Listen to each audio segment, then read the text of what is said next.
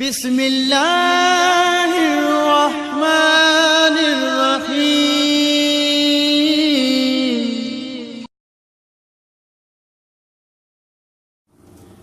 औज़ु बिल्लाहि मिनश शैतानिर रजीम। बिस्मिल्लाहिर्रहमानिर्रहीम। अल्हम्दुलिल्लाहि रब्बिल आलमीन वस्सलातु वस्सलामु अला रसूलिहिल करीम। अम्मा बाद। मोहतरम नाज़रीन, जीअं त असां आयतुल्लाह अल उज़मा शेख जाफ़र सुबानी हफ़िज़हुल्लाह जी किताब अक़ीदतुल इस्लामिया जे 7 दर्स सां तव्हांजी ख़िदमत में हाज़िर आहियूं। अॼु असां सिर्फ़ु 2 मतिलब बयानु कंदासीं। पहिरियों मतिलबु इहो आहे त इंसान जो मुस्तक़बिल वाज़िह आहे, यानी हिकु अहिड़ो ॾींहुं ईंदो जंहिं ॾींहुं हर इंसान सां इंसाफ़ थींदो। हर इंसान खे पंहिंजे नेक अमलनि जी जज़ा मिलंदी ऐं उनखे पंहिंजे बुरनि अमलनि जी सज़ा मिलंदी। उहो ॾींहुं क़यामत जो ॾींहुं आहे। उन खां पहिरीं इंसान जी ज़िंदगी में अगरचे मुख़्तलिफ़ मोड़ अचनि था।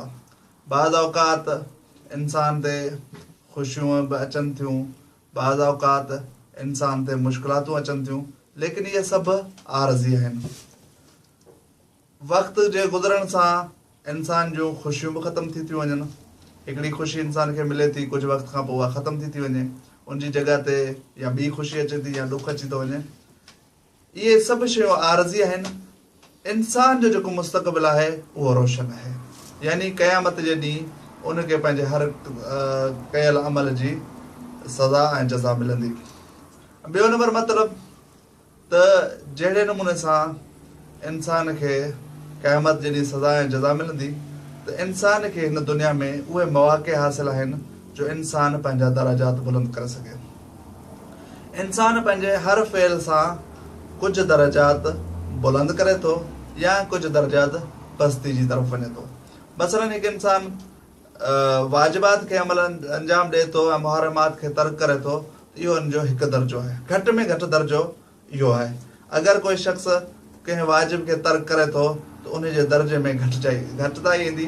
ऐं अहिड़े ई नमूने सां अगरि इहो इंसान मुस्तहबात खे अंजाम ॾिए थो, कुझु मुस्तहबात खे अंजाम ॾिए थो, त उनजा दर्जात वधनि था, एतिरे क़दुरु जो हू बाज़ औक़ात इहो इंसान 10 दर्जनि ते फ़ाइज़ थी थो वञे।